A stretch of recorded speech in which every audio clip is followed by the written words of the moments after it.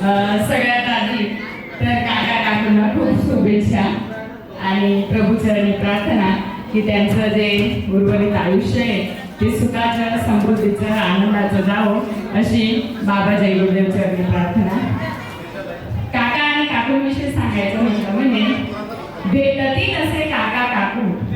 भेटतील असे काका काकू, पुढे कधीतरी जन्मात, या जन्मात तर भेटून गेले म्हणून पुढे कधीतरी जन्मात गुंतवीन जीवा आपला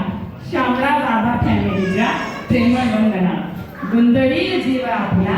शामराव बाबा फॅमिलीच्या प्रेमळ वंदना। मी 4 ओळी बोलू इच्छिते। 100 कौरवांचे माय तात जसे, 100 कौरवांचे माय तात जसे, महाभारतात धृतराष्ट्र व गांधारी, महाभारतात धृतराष्ट्र व गांधारी, शतक पांडवांचे पुत्र पुत्री समान, जणू जबाबदार असे हे कारभारी, जणू जबाबदार असे हे कारभारी, केली सेवा मातपित्याची श्रद्धेने, केली सेवा मातपिताची श्रद्धेने, घासले शरीर इष्ट मित्र आप्तेशांसाठी, सतत झुंजले सर्वांच्या सुखासाठी, दुःख विसरूनी उभे आहे आमच्या सर्वांच्या पाठीशी, वयाची पायरी वरवर चढता मन एकांती थकले शरीर आता,